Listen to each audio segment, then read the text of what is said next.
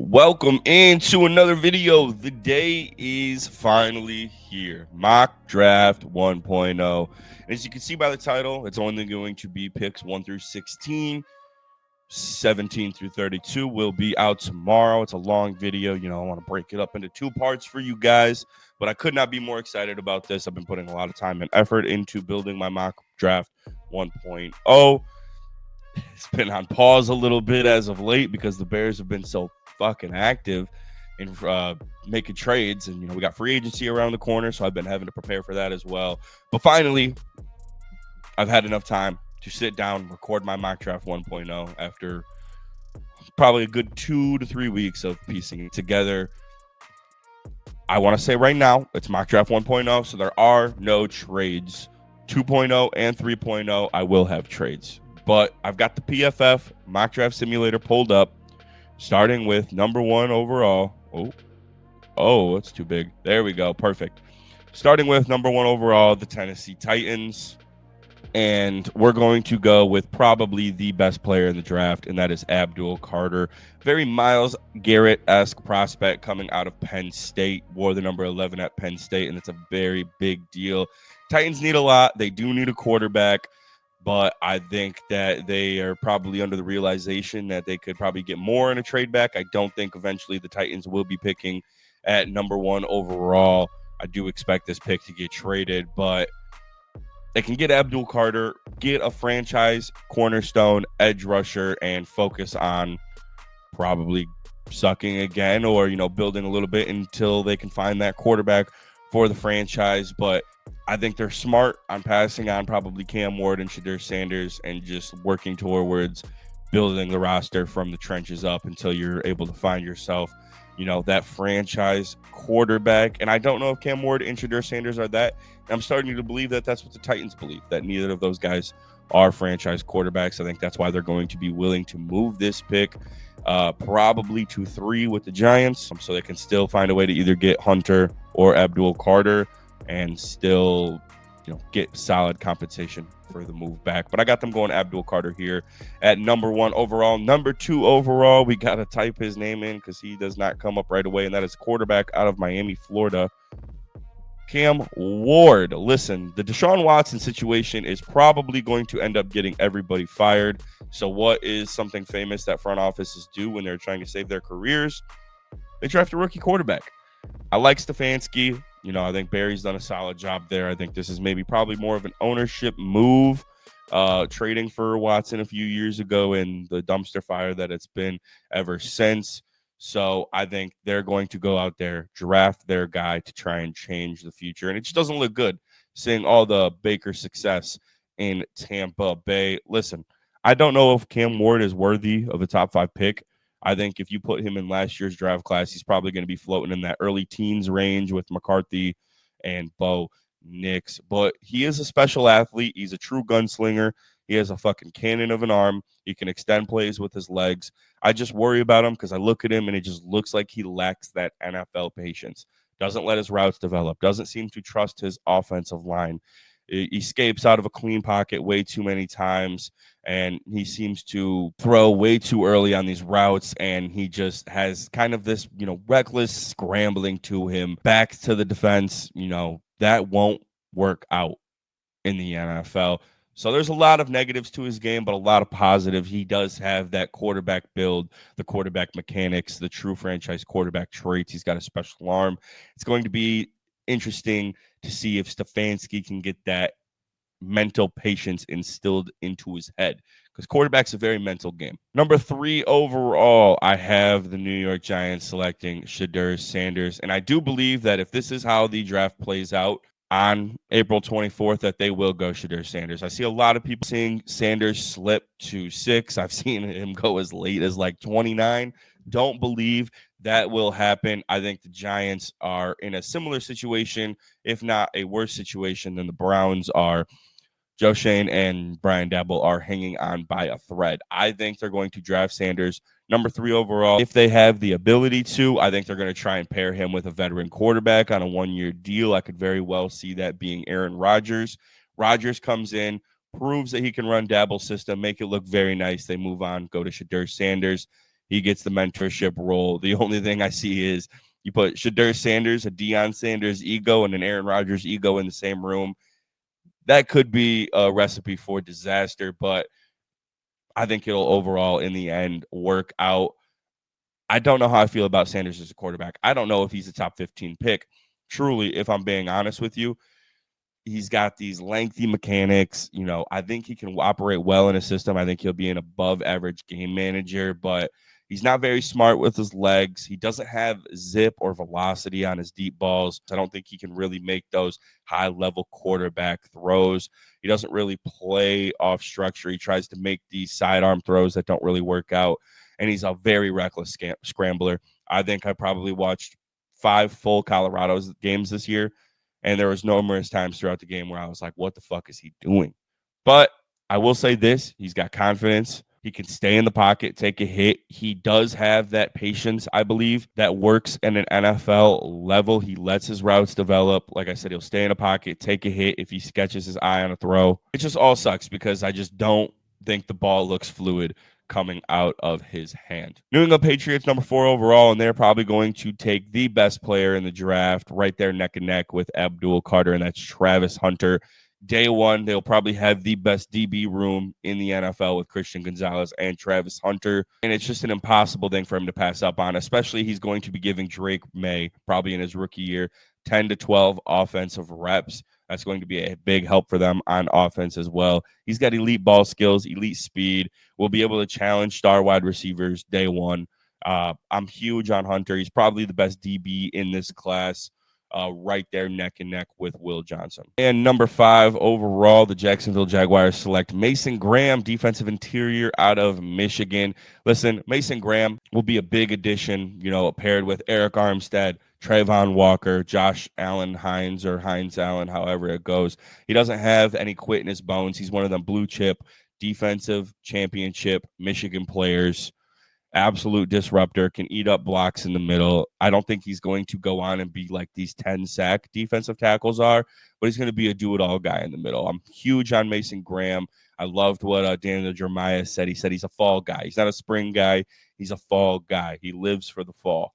And that's just the kind of shit you want to see on your franchise. I think he's going to propel them into one of the better defensive lines in football. And I think we're going to see a very similar situation with my number 6 overall pick, and that is going to be Mykel Williams, edge rusher out of Georgia. Pete Carroll has always valued his defensive line. Christian Wilkins, Matt Crosby, Mykel Williams, I think will also be one of those best defensive lines in football. Crosby being on the other side of him is going to be huge for his development because I do think there are some traits to his game that Pete Carroll and the defensive minds over there in Las Vegas are going to have to help him master.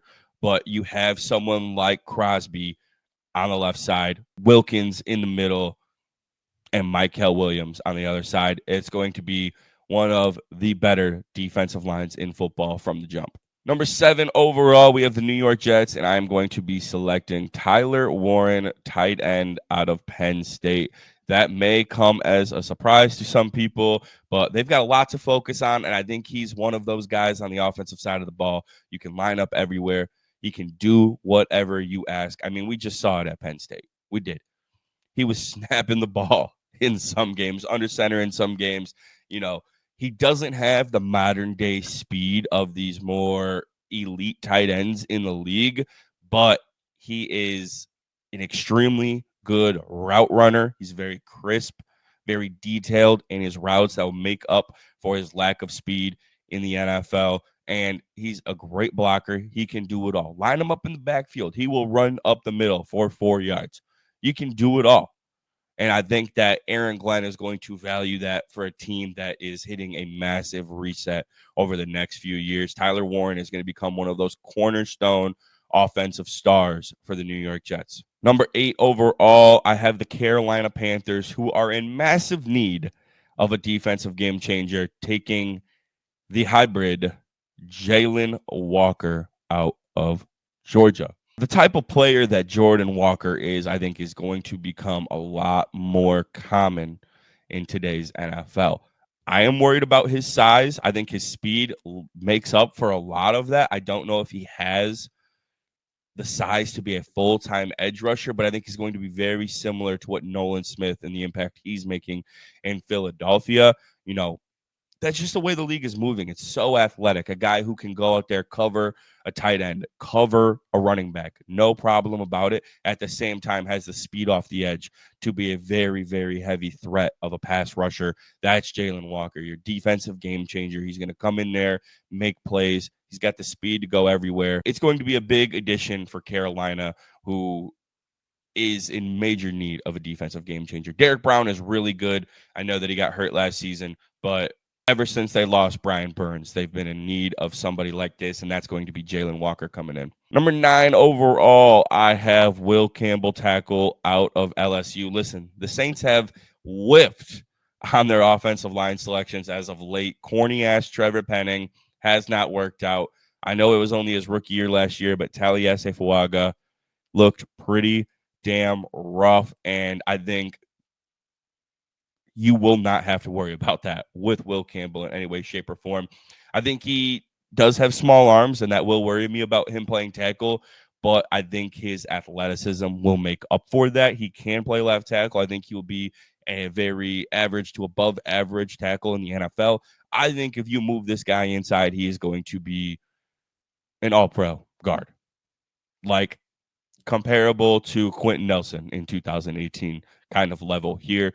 And the Saints could use that, especially after what we've seen happen last year with Penning and Fuaga just not working out. I know they were missing Ramczyk for the entire season, but I don't know if those two are going to work out at all in the NFL. And I think this guy is going to be your all-pro guard. Move him on the inside. He can swing outside if he needs to, but this is just one of those guys that the Saints cannot pass up, and he's going to come in and make an immediate impact on their offensive line.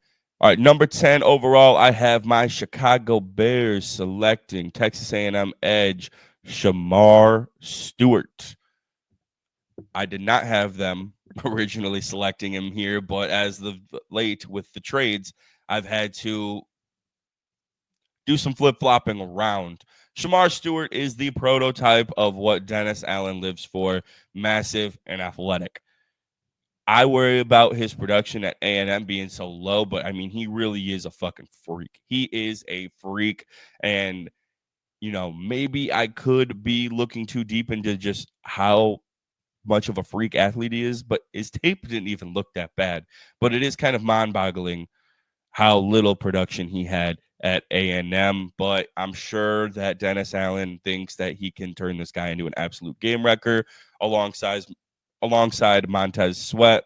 I would still like my Chicago Bears. I'm going to obviously give my 2 cents because I'm a Bears fan to draft an offensive lineman here when you don't have Tooney, Jackson, or Braxton Jones under contract next year. That's what I would say. Still go get you an offensive lineman here at 10, but I'm not the GM. I think they now have transitioned their focus towards edge rusher with the moves they've made, and they're going to select Shamar Stewart because he just fits that Dennis Allen prototype and what he looks for in an edge rusher. Pick 11, I have the San Francisco 49ers selecting offensive tackle or guard Kelvin Banks out of Texas. They could use a boost to their offensive line. It's getting very old. Their interior is kind of shredded. I know Dominic Puini, I always get his name wrong, was a rookie last year and had a very strong showing inside, but they need a lot more help. Trent Williams is, probably a mere season away from retirement. So adding to their offensive line, being a swing tackle in year one, lining them up inside, I think he's another one of those guys who's going to be probably a better guard than tackle in the NFL, but he could play both, and they need the help. So go get you Kelvin Banks Jr. out of Texas. Number 12, a match made in heaven. I don't really need to dive too deep into this, but I have Ashton Jeanty from Boise State going to the Cowboys. I mean, come on, a franchise that has always valued the running back position at the highest of highs. Jerry Jones has a hard on probably when he's watching Ashton Jeanty tape, and it just makes sense. It really does. You know how I am. I'm not very big on selecting running backs in the first round, but the last 2 running backs that were selected in the first round, Bijan and Gibbs, worked out pretty damn good. So maybe I'm wrong, but Ashton Jeanty, number 12 to the Cowboys, going to help take off a little bit of that pressure on Dak and CD. He's probably going to be a fucking baller. I mean, if we're just being honest, he's probably going to be a fucking baller in Dallas. Number 13 overall, I have Armand Membo of the Miami Dolphins. Well, going to the Miami Dolphins. Offensive tackle out of Missouri. Another one of those guys who's probably going to be a better guard than he is tackle. And we all saw how heavily impacted the Dolphins were after the loss of Robert Hunt last year. And protecting Tua is now more important than it's ever been. He is probably a concussion away from retirement. And I think if they go any other direction than offensive line at 13, it could be a very, very big mistake. And in my opinion, Armand Membo is the best offensive line available here at 13. And number 14 overall, we have the Indianapolis Colts, and I have them selecting defensive back out of Michigan, Will Johnson. You could very well make an argument that he is the best corner in this class. I think it's a lot more neck and neck than most people would think. I know some people have Travis Hunter as the breakaway number one corner. Some people have him as like the fourth best corner in this class, but the fact that he can play both sides of the ball is what's propelling him into arguably being the best player in this draft class. The Colts are in desperate need for a lockdown cornerback. They do not have one. Johnson, I think the only reason he is not a top 10 pick right now is because of his season-ending toe injury. I think he very well could be the best corner to come out of this class, and the Colts are in desperate need for one. I love the pick. I think he'll come in and be a day one starter, day one impact player, one of the better corners in football probably. You can just see it. He has those elite instincts on the field, true ball hawk mentality. Sometimes he does get caught up jumping routes like that, but he's a dog. He's a dog. I'm a big, big believer in Will Johnson. All right, our last two picks before we wrap it up for part two. We have the Atlanta Falcons, who are going to be selecting edge rusher Mike Green out of Marshall. And it's about damn time, if I'm being honest with you. I feel like we've constantly, for years and years and years and years and years now, been saying how the Atlanta Falcons need a pass rusher.